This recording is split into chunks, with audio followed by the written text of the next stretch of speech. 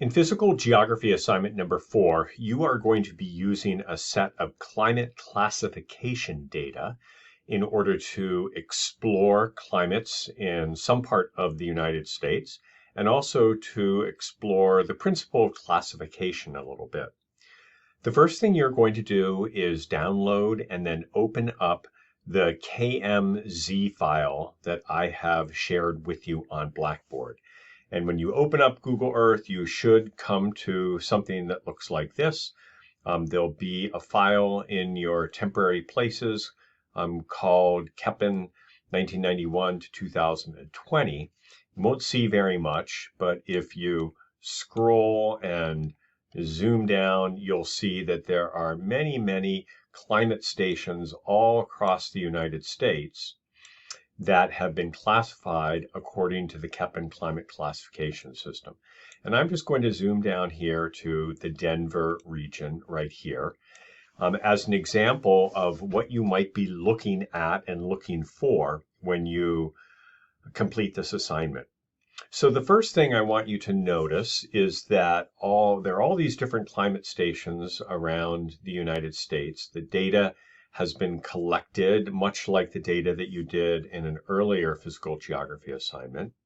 And then it's been compiled and it has been averaged. And if you click on any one of these climate stations here, it is going to bring up a set of data that is going to show you, number one, the average temperature for each of the months of the year, as well as the average precipitation that falls in each of the months of the year. And this is given in inches, and this is given in Fahrenheit, the temperature right here.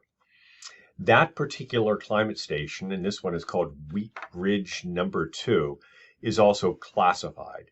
And it's classified by the KEPN system that we'll be discussing in class. This particular climate station is designated as a microthermal climate, D, that is moist all year round, that's the F, that also has a hot summer, and that is represented by the A.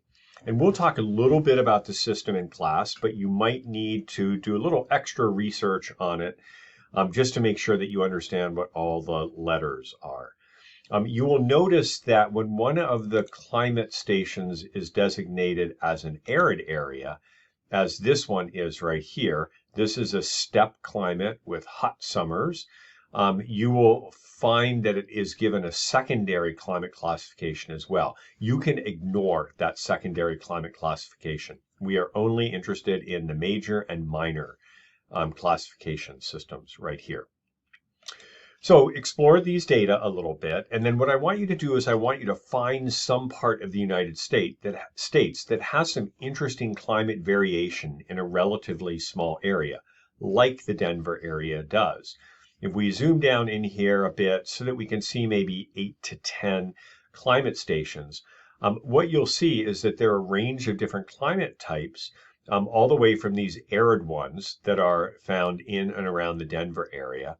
And then as we start to move our way closer to the Rocky Mountains, you'll see that the climate classifications change a little bit. They are all still microthermal climates, as you can see clicking on this. That's another D climate. But what is changing here is what the temperature profile is like all year round. And the obvious explanation for this in the Denver area is that we're moving up in elevation from Denver, which is already quite high, also quite continental and fairly arid, into the mountainous areas that are going to be a little bit different because they're going to be cooler, because they're at higher elevation, and they'll probably have more precipitation in them as well because there'll be a little bit more orographic precipitation that impacts these areas. What I want you to do is capture an image that looks like this, and you'll go through the same procedure that you've done before, file, and then save the image.